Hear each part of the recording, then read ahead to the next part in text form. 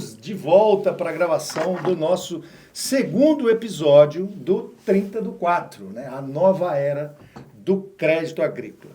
Hoje eu tenho a alegria, a honra de receber o meu amigo de muitos anos. Inclusive, um amigo que me ajudou muito, me levou inclusive para visitar o estado de Pernambuco, né?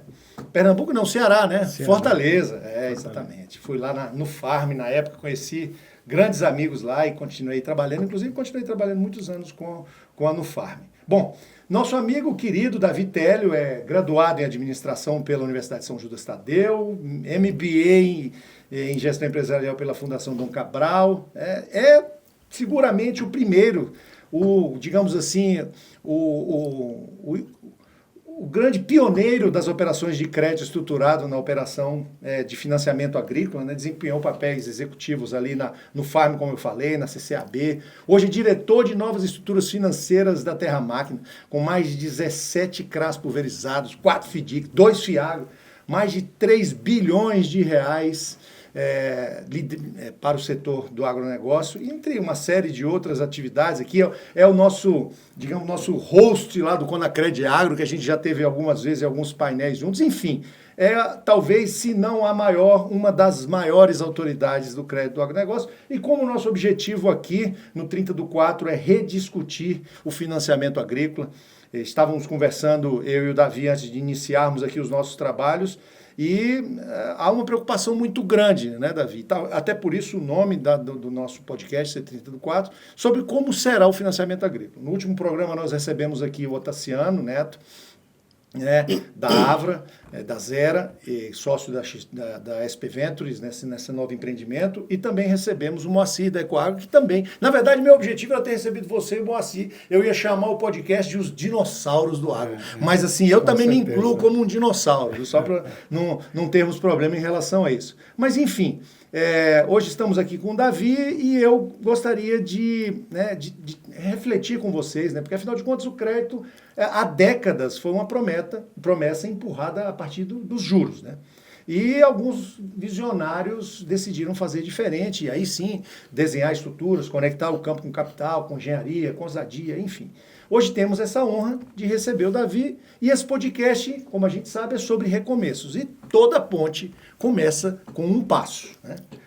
E eu te pergunto, Davi, qual foi esse passo no seu caso? O que te trouxe para esse mundo do agronegócio? Te apresentei aqui, mas nós queremos ouvir você. Aqui deveria ser aquele podcast em que o host não fala, só ouve. Enfim, mas eu tenho que falar um pouco no início. Lógico. Muito prazer, muito bom estar aqui. Gostei muito do convite, muito honrado.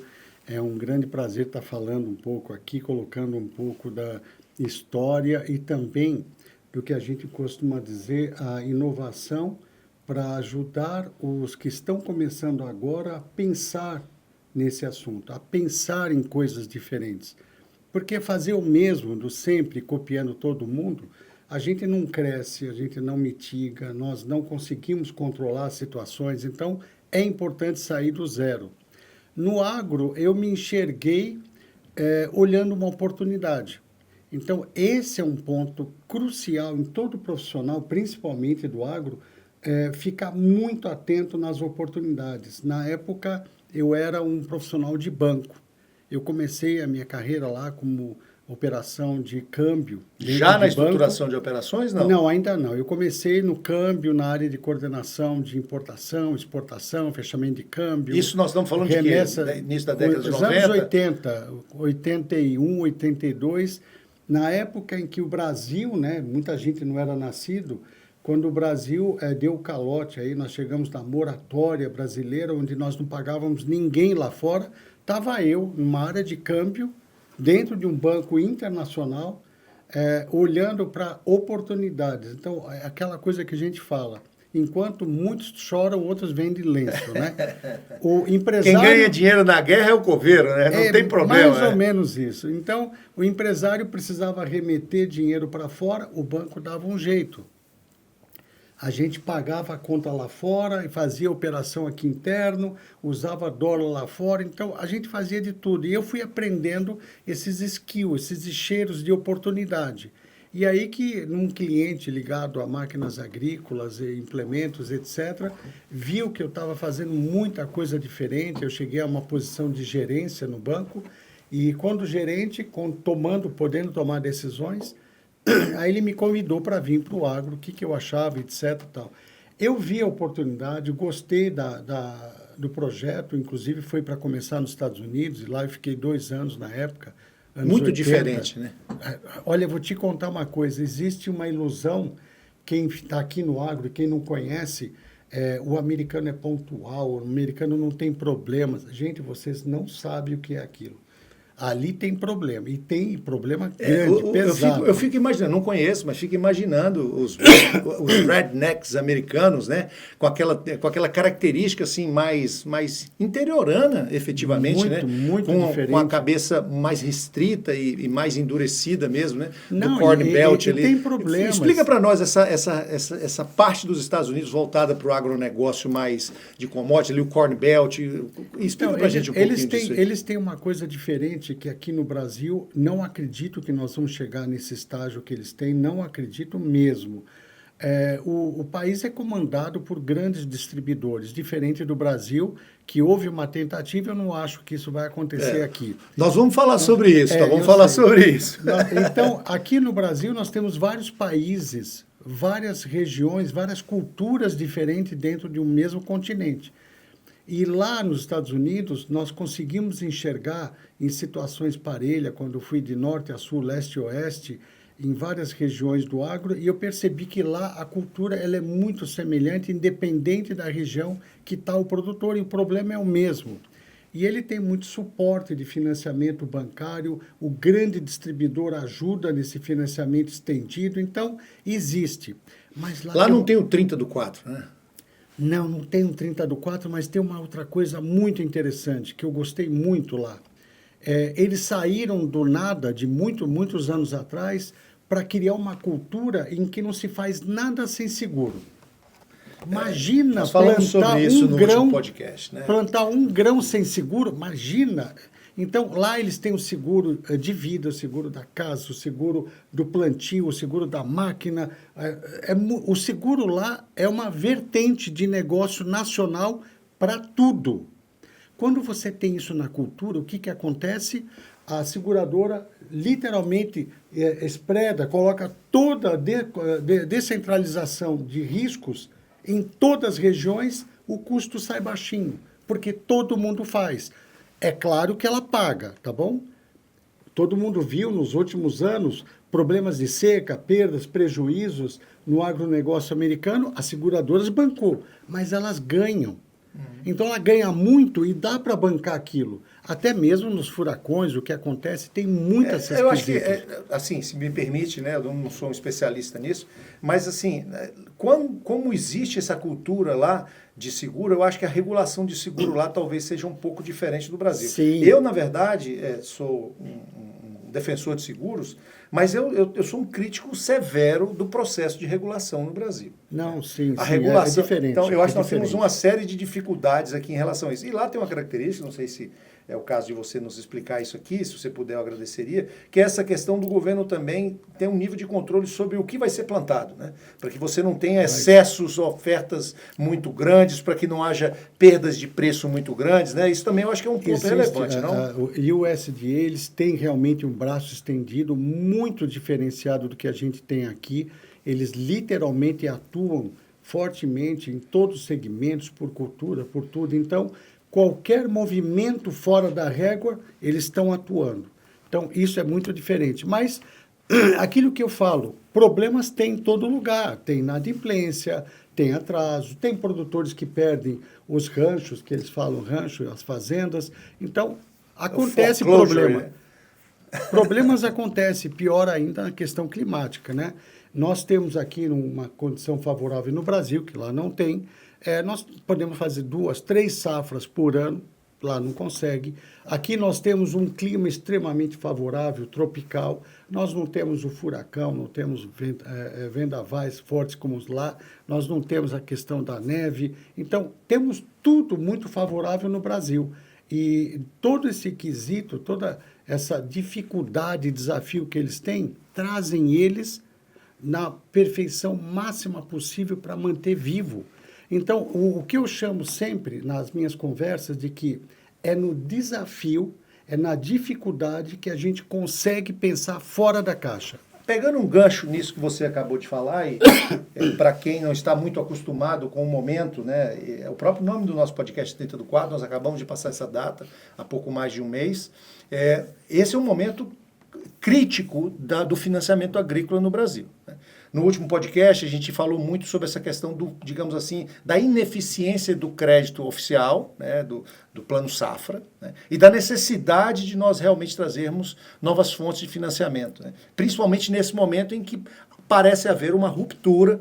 Eu posso talvez estar sendo radical, mas eu acredito que há algum nível de ruptura no sistema posto, na forma como o financiamento agrícola é feito no Brasil, em face de vários elementos. A gente conversou sobre isso antes de começar aqui o podcast, mas a insegurança jurídica é um deles, né? O excesso do custo financeiro é outro, a insegurança para o investidor, enfim, tem uma série de layers aí que a gente entende isso, né? Mas assim, você foi um dos primeiros a estruturar uma operação no agro, né? Mesmo e tendo sido um banqueiro, me parece que você se colocou mais como um insurgente. Olha, isso aqui está errado, o que a gente pode fazer diferente, né? E aí, o que levou você a fazer diferente naquele momento em que ninguém falava de estruturação, né? O que você viu naquela época que ninguém conseguiu enxergar? O primeiro passo que eu dei, que eu achei que foi o mais importante para eu experimentar esse mercado, foi quando nós estávamos no desafio da crise financeira. Quem estava aqui, acompanhou de perto, foi muito difícil. O agro... Nós estamos falando de que ano? 2006, 2007. Okay. O agro foi afetado indiretamente, porque o agro produziu, tudo bonitinho, só que na crise financeira todo mundo tirou o pé. Principalmente bancos, né? Naquela época, mercado de capitais não existia. Então, os bancos tiraram o pé totalmente. Isso trouxe um desafio. Enquanto eu era um executivo da Syngenta, eu era o head lá da área de riscos da Syngenta, e eu me senti num problema. Eu falei, meu cliente depende do financiamento bancário, ou do produtor, ou do distribuidor e cooperativa para me pagar. Eles não tendo isto, eu vou ter problema. Seja de vendas ou seja de liquidação das operações. Eu vou ter que paralisar tudo na crise financeira. Então, ela começou a me colocar num desconforto muito grande, eu comecei a pensar em frentes de negócios. Aí eu procurei bancos que estão mais voltados para o agro. Isso enquanto head da Syngenta. Em head da Syngenta. Aí eu comecei a pensar em bancos voltados para o agro. Eu bati na porta de alguns bancos, mas o banco que mais cheirava o agro, que mais achava que entendia mesmo... Eram os holandeses. Era o Rabobank. Aí o Rabobank operava com a Syngenta, bonitinho, o Syngenta maravilhoso, e com os grandes produtores do Cerrado. Mas quando... Só para esclarecer, o Rabobank é um banco de origem holandesa, né, no Brasil, especialista no financiamento de médios e grandes produtores e que conhece do negócio, né? Eu acho de cooperativas da Holanda, então eles têm a raiz do produtor rural. Mas olha o que eu estou falando, produtor rural. Quando eu cheguei para o banco e falei, olha, eu sou Syngenta, eu estou querendo financiar o Nessa época, a Syngenta era uma empresa chinesa ainda. Não. A Syngenta era... Suíça. Suíça. Nós tínhamos acabado de ter a fusão lá em 2001, né? Uhum. Aí a Syngenta queria financiar distribuidor. Foi um palavrão na mesa. Não, você está louco, mas nunca distribuidor, porque a raiz deles era produtor rural. Aí eu fiquei pensando, falei, eu acabei de passar por uma crise pesada de 2005, para quem não sabe. Na minha opinião, 35 anos de gestão de riscos de crédito do agro, 2005 foi fora da curva. Realmente foi muito difícil, muito mais do que 23, 24. 2023, 24. O que eu quis pensar na época é que aquele momento me trouxe, sabe o que eu ganhei? Blindagem, credibilidade. Por quê? A nossa seguradora de crédito, na época, era a IG, né, de Londres, que cuidava aqui do seguro global, mas focado no Brasil, porque o Brasil representava o maior risco global da Syngenta. Então, eu era o que mais financiava, eu tinha o maior ativo de contas receber e era o maior risco global, e a IG estava aqui dentro do Brasil. Quando a IG me viu saindo 2005, 2006, quase leso, só fiquei com 8% fora na rua para recuperar, não fiz o claim, não tiveram que pagar seguro no Brasil, aí eu recebi a chancela de Londres, dizendo, pô, esses caras sabem trabalhar no Brasil, porque é a única empresa que não tinha perdido tanto comparando com as demais do mercado na época. Então, ganhei essa chancela. Então, eu cheguei em 2006 para 2007, no auge da crise financeira, eu vou fazer alguma coisa, não é possível. Aí eu chamei o Rabobank, falei, Rabobank, tá bom, você não financia distribuidor, tudo bem. Vamos fazer o seguinte, eu, Syngenta, eu vou bancar 15%. Que aí surgiu a subordinação. Primeiras perdas. Eu banco o risco de 15%. E a seguradora IG vai bancar 85%. Falei isso por minha conta, eu não tinha falado ainda com a IG. Mas eu falei ali com o Eric. Estava no brainstorm também, estava construindo, né? Então, aliás, todas as grandes ideias são construídas a partir de verborragia, você né? vai ter você que vai falando, alguma coisa cola. Aproveita e aprende essa aí, viu, Caio? Pega também a câmera, o seu celular, filma nós aqui para nós ter material depois. Alguma coisa cola quando você vai jogando ideias. Então eu falei para o banco, se a IG, em Londres, garantiu 85% de seguro de crédito e nós bancarmos 15%, qual é o problema de vocês financiarem o meu cliente distribuidor? Aonde é que vocês têm medo? Eu quero ter o dinheiro que é bom e barato, mas vocês entendem do agro, eu quero isto. O know-how junto, né? Eu te dou um portfólio... Nós estamos em que ano aí? 2007. Era Rafael Pila?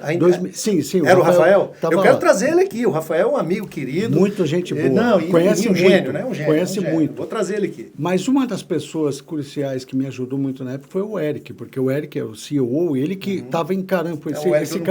Esse cara sabe que eu tá falando. Ele era um holandês muito brasileirado, muito. Aí eu falei nisso e o banco falou, Davi, se vocês assumem 15% de primeiras perdas e tem um seguro de crédito, eu gosto da IG, não tem por que não fazer. Então eu vou fazer um portfólio. E aí nasceu vamos lá. O portfólio. Isso aí é importante para quem está nos assistindo entender. Até esse momento não existia nenhuma dessas figuras estruturadas de mercado de capitais. Nada. Não existia CRA, não existia FIDIC, nada. Não existia FIAGRO, não existia nada. E nem banco fazendo essa estrutura. E os fundos de investimento que existiam não tinham, assim, pelo menos no agronegócio, essa lógica de first loss, de primeiras perdas ou de subordinação. Não que hoje é a matriz, né? Então vocês estão vendo que o Davi trouxe para o Brasil, para o mercado de financiamento agrícola, o modelo que nós adotamos hoje. Mas nenhum banco também atuava nesse sentido. Sabe o que os bancos faziam? Financiavam um distribuidor, financiavam uma indústria. Sim, com base em garantia real, aquele padrão de financiamento. Eu trouxe uma carteira de portfólios da Syngenta, eu cheguei para o banco, eu quero financiar estes. E olha, não vai olhar CNPJ não. Eu estou dando crédito, eu vou cuidar, eu vou monitorar. Eu quero só o teu dinheiro. Se eu estou bancando 15% e a IG os 85%... Esse fundo existe até hoje, né? É o famoso Portfólio Finance. Fui eu que comecei com o Rabobank e ele fez um monte. Hoje ele tem vários clientes com essa estrutura. Então, na época, o banco, o Eric falou, Davi, eu gosto da ideia, vamos evoluir. Eu nem tinha falado com a IG. Aí eu marquei uma reunião que eu tinha lá em Basel, com a Syngenta, eu fui em Basel, e na volta eu peguei o voo, parei em Londres. Falei, vou voltar para o Brasil, paro em Londres, vou bater um papo e depois volto para o Brasil. Eu quero pegar esses ganchos do Davi, porque isso aqui vai ser uma aula que eu espero que todos um dia possam assistir. Em Londres estão as principais seguradoras do mundo, né? Todas. Por assim dizer. Eu fui a Londres também quando a gente foi fazer aquele primeiro CRA pulverizado de risco produtor do Brasil, que a gente tentou estruturar com a AgriRede, né, com o XP, com não sei o quê. Eu fui a Londres. E aí, qual que foi a minha grande dificuldade naquele momento? Que a gente estava falando de risco pulverizado. A gente botava um mapa do Brasil e ele queria que eu dividisse por estado. Eu falei, eu não posso dividir por estados, eu tenho que dividir por regiões de produção. Porque, por exemplo, aqui, eu dava o exemplo do Vale do Araguaia. Então, no Vale do Araguaia, eu tenho 3 estados, eu tenho 4 estados. Então, assim, é a mesma condição climática, mas em 4 estados diferentes. E aí eu consegui convencê-los de que a gente podia fazer, assim, spreadar o risco, não por estados, que era uma questão geopolítica, mas por regiões, que era uma questão edafoclimática. Então, assim, tudo isso é muito difícil. Para eles era bem diferenciado, mas o interessante... Tá gostando, Pri? É que em Londres, Tá de cabeça nós tínhamos lá uma condição bacana que em 6, 7 quadras tem todas as seguradoras globais, 6, 7 quadras, você faz tudo a pé. Mas na época eu dei o foco na IG porque justamente eu tinha essa credibilidade e eu era recebido. Também, né? Na época quem me recebia lá era o Neil Ross, ele era um cabeça e tomava decisões. Então eu tinha um tapete vermelho que eu falava, Neil, estou indo para aí, me recebe tal dia. Ele me recebia. Aí eu fui lá para explicar essa operação. Eu falei sozinho por mais de 1 hora. Falei. Ele quieto, ele estava a underwriter global da IG, estava um consultor, David Bonson, Alexia Parmentier, que era a head na época, e eu conversando 1 hora, eu falei tudo o que eu estava pensando, o que eu ia fazer e tal. Aí eles respiraram fundo. Uau! What is this? Então, aí começou essa conversa de querer trazer isso à tona, mas ele falou, não, calma, isso era 2006, calma, eu vou para o Brasil, nós vamos conversar, eu vou visitar lá, vou falar com o Rabobank, vamos ver o que é isto, com mais detalhe a gente volta a falar. Tá bom. Então eu larguei essa semente lá e vim embora. O interessante é que eles... E aqui o caixa não podia parar, né? Não, o caixa estava rodando. Não deu 2 meses, vieram para o Brasil. Então se interessaram. Porque se eles vieram logo depois de 2 meses, se interessaram. E aí fomos construídos. Mas olha o fecho da história. Sentamos com o Rabobank, com o jurídico do Rabobank. Nossa, era a Renata na época, que hoje está na Lefosse. Ela era super 10. A Renata é top jurídica de mercado de capitais.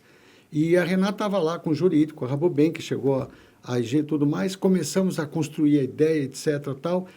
Chegamos num ponto final de 2006, virando 2007. Estavam chegando já naquele crise bem forte financeira. Nos últimos dias de acabar a estruturação da pólice de seguro, teve um enrosco. O que nós fizemos? Eu e a Renata pegamos um voo para Londres, fomos numa noite, trabalhamos e voltamos no dia seguinte para concluir detalhes de uma pólice que estava enroscando com o banco. E conseguimos fechar. Resumo da história. No dia que eles vieram para o Brasil para assinar a pólice, assinar o contrato, a gente assinar quanto Singenta, começar a fazer o desembolso, era o dia que, teoricamente, a IG tinha quebrado. Era o dia em que aconteceu aquela segunda-feira de manhã e Eu não conheço esse caso. A IG saiu nos noticiários que ela parou.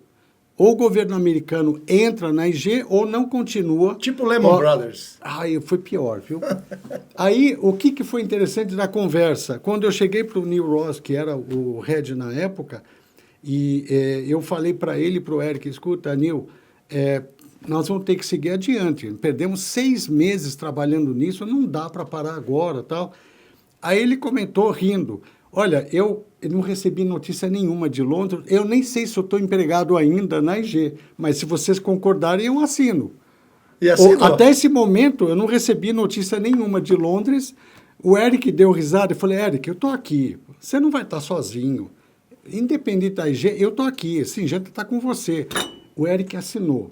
Gente, eu comecei o desembolso exatamente algumas semanas depois daquele momento da crise. Eu adoro essas histórias, porque, na verdade, a legitimidade da construção de soluções passa por esses momentos de extremo desafio e outra coisa, de imprevisibilidade absoluta.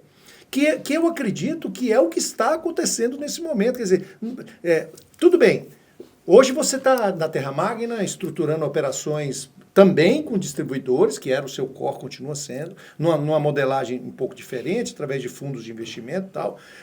Mas, no final do dia, os problemas mudaram, mas a necessidade de uma solução continua. Né? E talvez aí eu queria pegar esse gancho com você, assim, o que mudou de lá para cá? Porque naquele momento não tinha uma solução de financiamento. Nesse momento não tem segurança jurídica e não tem apetite do investidor de colocar dinheiro em cima da mesa. Pelo menos o investidor institucional brasileiro. Né? Então, deixa eu fazer um plug. tudo isso que eu te comentei agora, eu empurrei uma carteira de financiamentos com seguro de crédito dentro de um banco que conhecia o agro. Aí a minha página seguinte foi o mercado de capitais.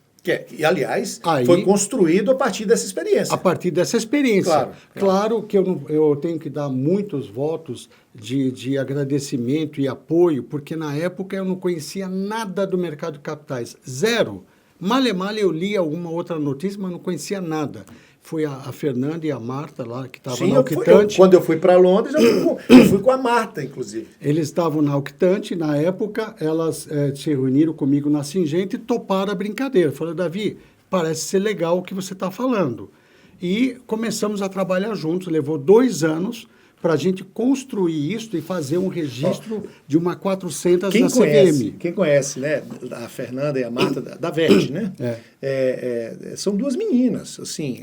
A gente chamava das meninas. Né? Assim, porque além de ser muito jovens, muito bonitas e tudo mais, elas, obviamente, são muito competentes, mas assim, pelo menos em relação a mim, elas são meninas, mas são brilhantes, né? E talvez eu traga elas aqui também, quem sabe, né? Não, vale a pena. Vale a pena. Agora, o que me impressiona é que, de novo, foi justamente aí que elas me convidaram, na época, né, para estruturar a operação, enfim. E nós fomos para Londres e vivemos a mesmo tipo de situação em que tínhamos que convencer a seguradora para que a operação pudesse sair com seguro, para que o mercado pudesse comprar. Quer dizer, hoje é muito pouco provável que essas estruturas parem de pé, pelo custo, né? Principalmente pelo nível de insegurança que o mercado transfere. Quer dizer, se você for fazer hoje uma operação com seguro, para você levar a mercado mais custo financeiro... Eu vou te dar um outro detalhe. Justamente agora eu não posso mais dar muitos detalhes, eu estou no quiet period, mas estou montando uma estrutura que tem um seguro com uma diferença de vertente atual do mercado de capitais. Hoje, com relação às casas, investidores que perderam no agro, e eu não chamo perda de sair fora. Não, eles perderam porque realmente não estavam estruturados para saber lidar com o agro. Eu acho que alguns sim, hoje, outros estão ainda naquela fase de conhecer. Não, de buscar as garantias que foram dadas, porque também, eventualmente uma operação bem estruturada, digamos, como é o nosso caso aqui. O desafio, inadimplência, os atrasos. Então esse é o nosso próximo tema, inclusive. Então, nesse sentido, hoje, quando eu cheguei com o seguro, e eu tenho portas abertas com todas, tá? Todas. Quando eu chego com o seguro e eu vou fazer um pilot fishing com o investidor, ele recebe diferente. Opa, tem seguro? Agora, nesse momento, eu prefiro reduzir a minha remuneração da sênior, mas saio com seguro de crédito, a gente volta a respirar daqui 2, 3 anos. É essa a lição. Então, eu quero substituir o custo do seguro com uma redução você da fez remuneração. Um fast forward aí e foi lá na frente. Então, assim, eu ia fazer justamente essa pergunta. E assim, como eu sei que você também tem um horário e nós também não queremos monopolizar, eu ia falar justamente sobre isso. Ó, a gente tem um livro, né? Inclusive espero que esteja disponível para todo mundo em breve, que é Enfrentando o King Kong, né? Que nós contamos a nossa jornada nesse mundo do crédito do agronegócio, nesse gigante que é o agronegócio brasileiro, que eu ousei enfrentar ele, né, Davi? Enfim, e aí eu contei essa jornada aqui, e é uma metáfora, né? Enfrentar o King Kong que a gente coloca aqui é uma metáfora clara, né? De que às vezes a única forma de mudar o jogo é entrar na jaula do monstro, né? E agora é a sua vez. Se você tivesse, Davi, que enfrentar o King Kong do crédito agrícola hoje, por que eu estou perguntando isso? Porque você já começou a dar uma dica da resposta. Né?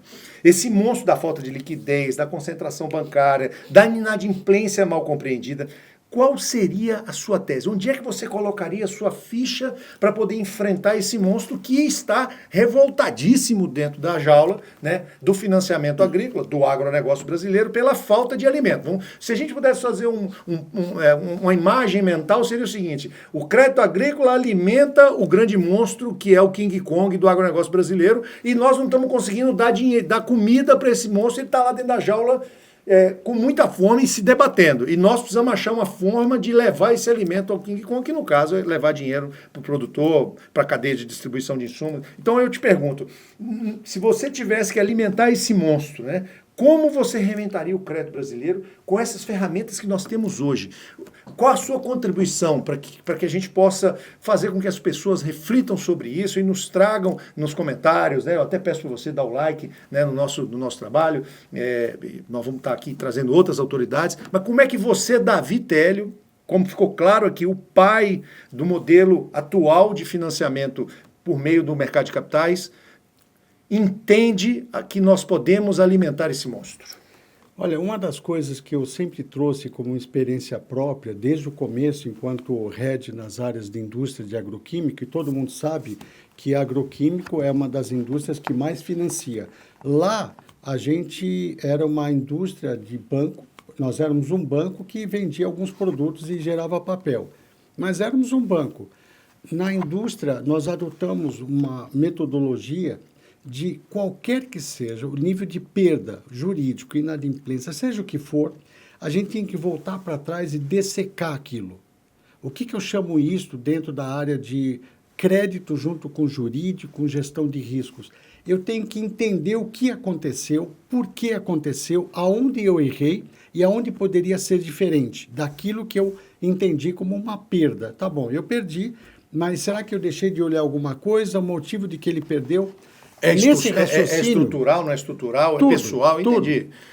Nesse raciocínio, que é a conclusão que a gente tira? Quando a gente abre o leque para identificar quais são os motivos que levam o cliente a perder a capacidade de pagamento de uma dívida, de um investimento, seja o que for, de um projeto, a gente começa a abrir um leque para identificar se ele perde uma determinada condição e eu puder ajudar naquilo, eu vou identificar uma solução. E aí você começa a abrir um leque com soluções. O mercado de tecnologia evoluiu muito. Concordo, perfeito. O analista de crédito, gestor de crédito hoje, ele tem ferramentas de inteligência artificial, de reunir dados. Eu consigo colocar inúmeros sites, 8, 10, 12, numa plataforma, ou a mesma ATM Digital, que hoje tem uma plataforma única. Eu olho tudo lá. Mas aquela peça em frente, o ratinho, aquela peça é fundamental. É quem pensa, quem raciocina. Então, eu já falo em primeira mão. A tecnologia não vai substituir a pessoa. Ainda um gestor de crédito, um analista de crédito é extremamente importante. Digamos assim, a tecnologia é indispensável, mas não é suficiente. Não, ela ajuda. Mas a tecnologia me ajuda com dados, me ajuda com informação, mas não com decisão. Então, eu preciso ter alguém decidindo. E aí eu identifico 2 parâmetros. Primeiro, separando quem dá crédito na cadeia de suprimentos, eles dão crédito para financiar o insumo. Perfeito. Eles estão dando para o plantio e a gente espera a produtividade com isso. O grande problema está do lado do credor que fornece capital de giro e não tem a devida diligência, a devida atenção para onde é alocado esse dinheiro. Então, esse é o primeiro passo da lição agora, recente, 2022. Todo mundo acompanhou que o agro ganhou muito dinheiro em 2022.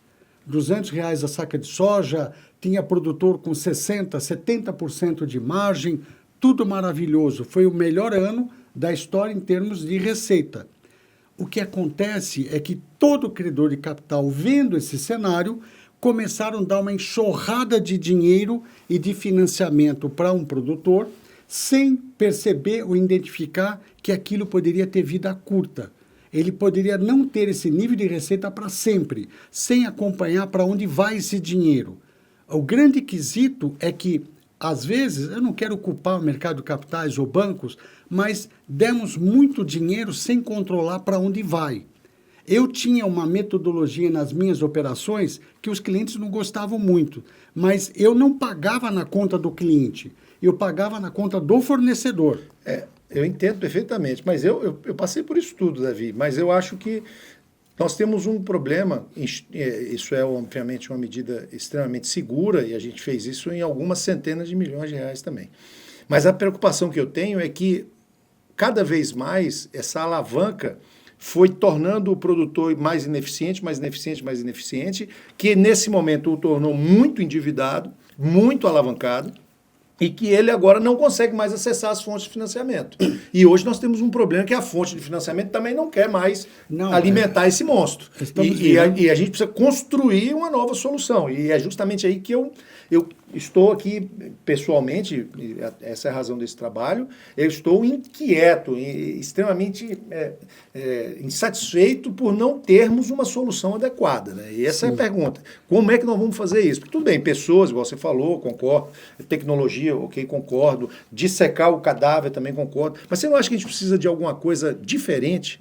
Sim, sim. O que eu estou comentando, acompanhando o raciocínio, a partir do momento que eu entendi o problema, eu entendi como começou o problema e eu entendi onde ele se encontra, as conversas com produtores hoje, eles me colocam claramente, Davi, eu gasto 70% do meu tempo correndo atrás de dívida, correndo atrás de inadimplência, negociação com banco, com fornecedor, e eu gasto muito pouco tempo na produção, na lavoura. Então, isso já é uma perda, já é o início de uma perda.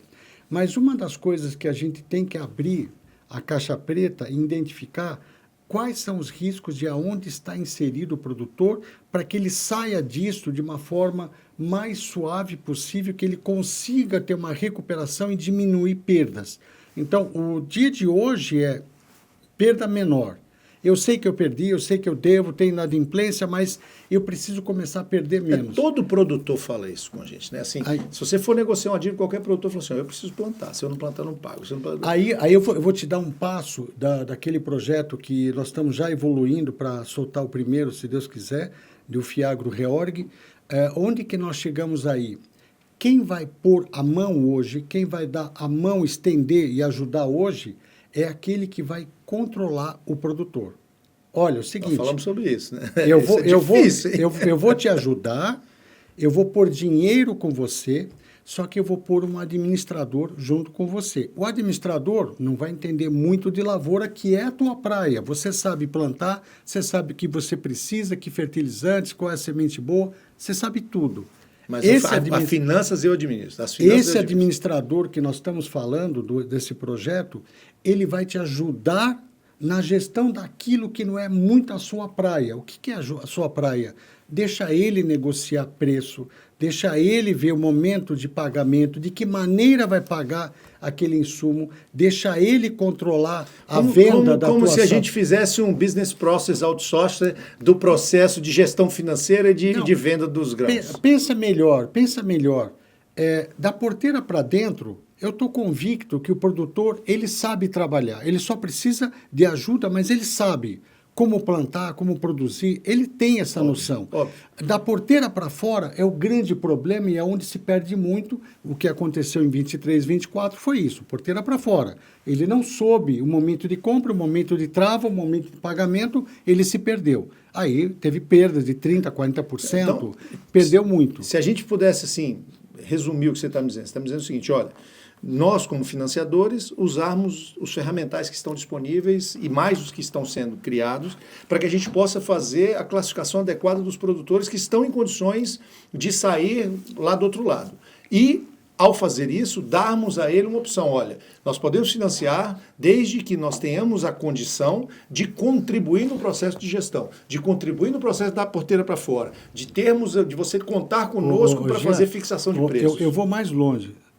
Então, um dos pontos que a gente coloca de que quando a gente fala em ajudar um produtor e a gente mostra o caminho dele, eu vou te ajudar. Vou te dar a melhor receita deste bolo e você vai fazer o que você sabe e eu estou aqui para te ajudar.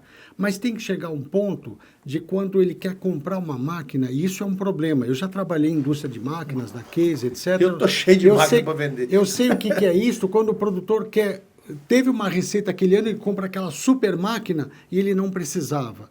Ele encosta a máquina na onde tem o churrasco lá, a lareira e tudo mais que ele põe lá para todo mundo ver, e de repente ele quer mostrar a máquina. Então, esse interventor vai falar, você vai comprar a máquina, qual que é o payback dela, que condições, quantos hectares você tem, compensa o valor, nós vamos dimensionar. Então, é literalmente um projeto.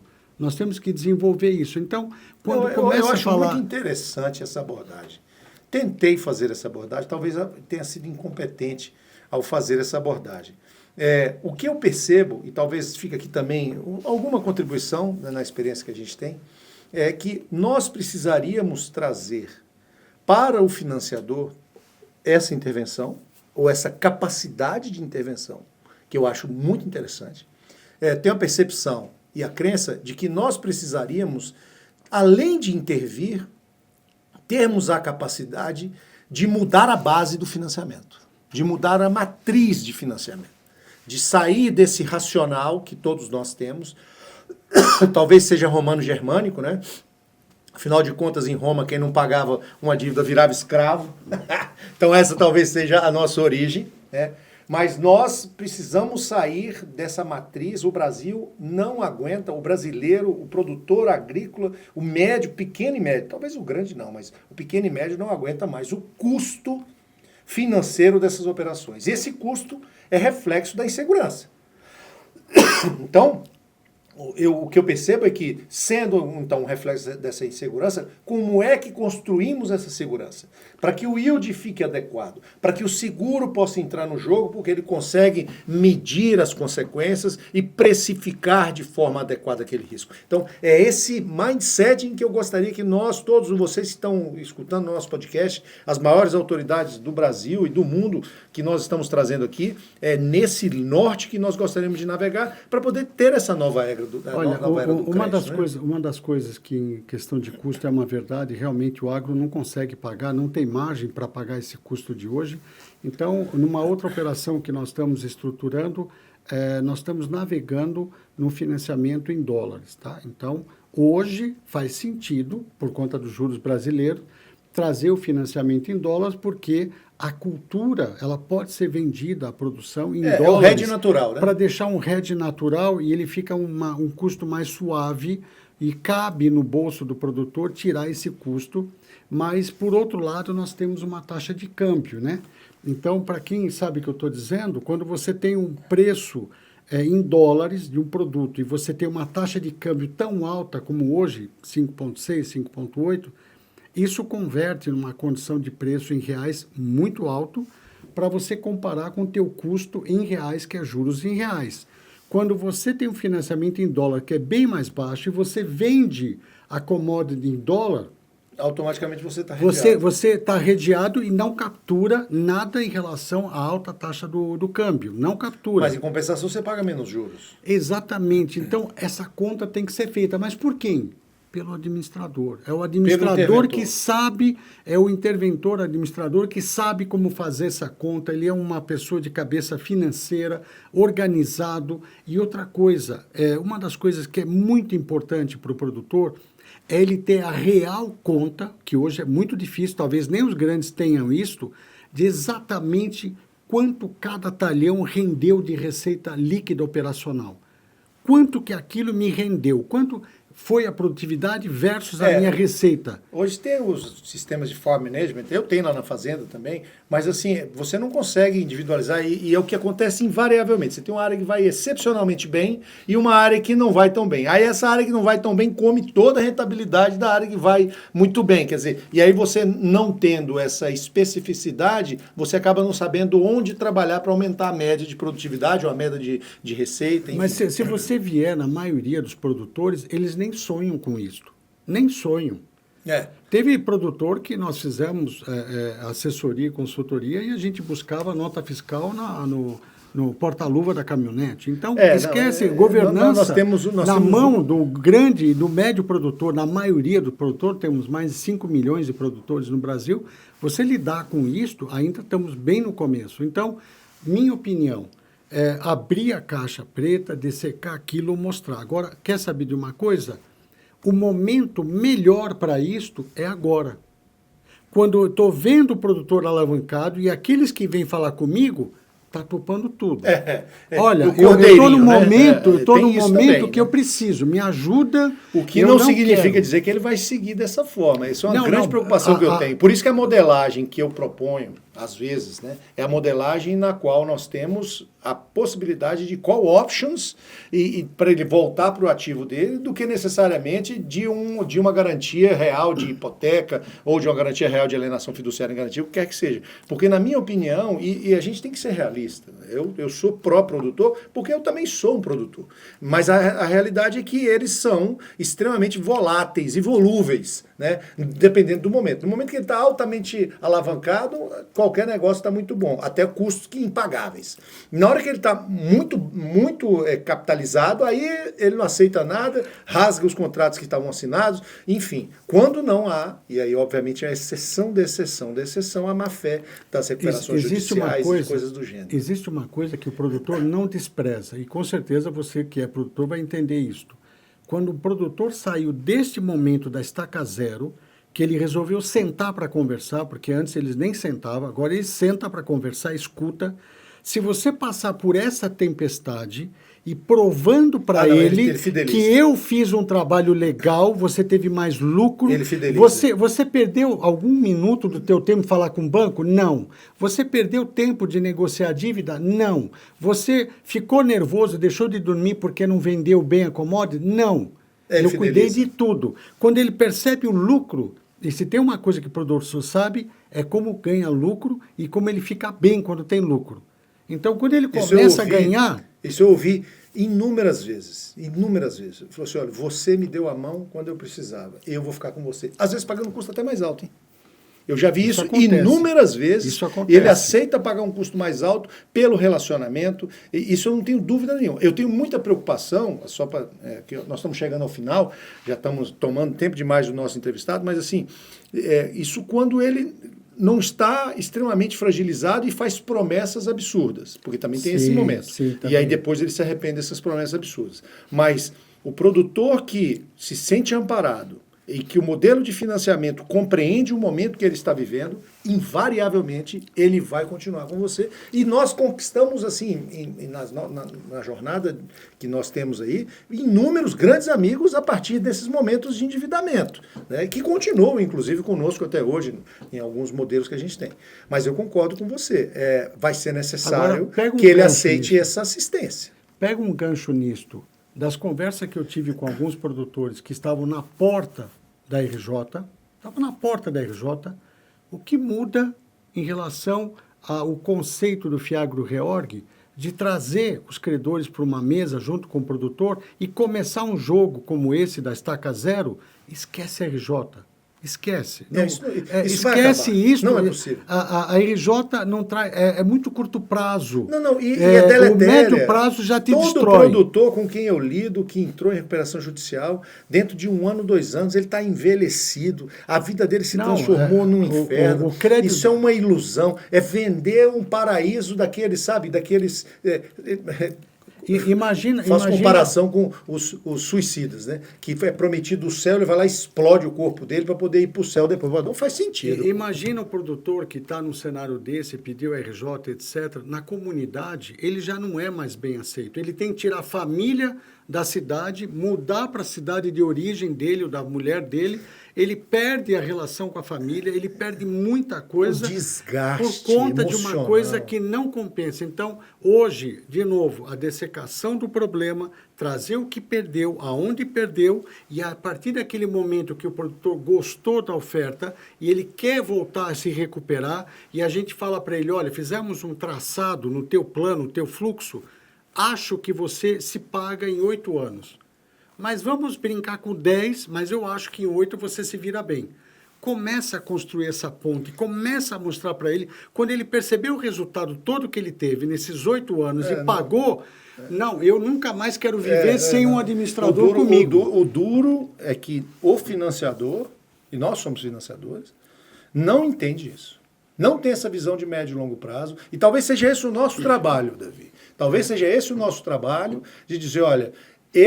eu falo isso. Quer ver? Se você pegar a orelha do livro, aqui, ó. Na orelha do livro, a gente fala exatamente isso. A gente fala o seguinte, olha, para vocês verem que eu li meu livro, tá? Quer ver onde é que está? Acho que está aqui, ó. Mais do que um relato, este é um aviso. O agronegócio não é uma avenida para quem busca apenas lucro. É uma selva e nela até o King Kong responde aos ciclos da Terra. Então, esse é um ciclo da Terra.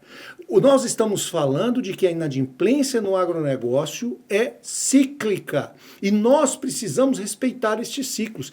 Como? A partir de ideias como a sua, de trazer auxílio para aquele produtor, para dar a ele um norte para onde seguir e para que nós, financiadores, para que o mercado de capitais compreenda que essa é a natureza do negócio. Então, o nosso negócio é esse.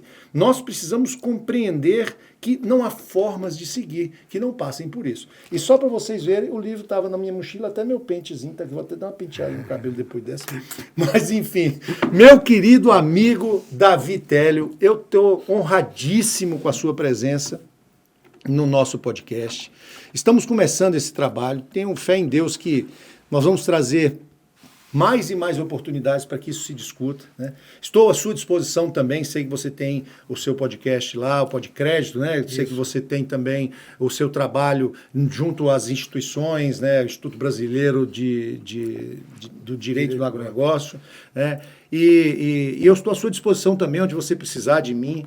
A Galápagos, né, o 30 do 4, agradecem profundamente a sua presença, agradecer por você ser não só esse construtor de estruturas financeiras, né, mas também dessas pontes reais entre os mundos que ainda não se entendem, né? Então nós temos que construir essa ponte. É muito comum a gente falar da ponte que liga a Faria Lima ao campo, né? Esse aqui talvez seja uma das principais pilastras que sustenta essa ponte, né? E o agro é um setor que movimenta trilhões de reais, mas que ainda espera, né, por um modelo que consiga escalar com justiça, com coragem, né, e com verdade, né? Isso é indispensável. O crédito não pode ser só uma ferramenta, ele tem que ser uma visão, né? E esse foi o 30 do 4. A gente volta logo com mais ideias e menos medo. Até lá. Muito obrigado, uma honra estar aqui com vocês, sempre à disposição para novos bate-papos e, quem sabe, novas ideias. É isso aí. Fiquem com Deus.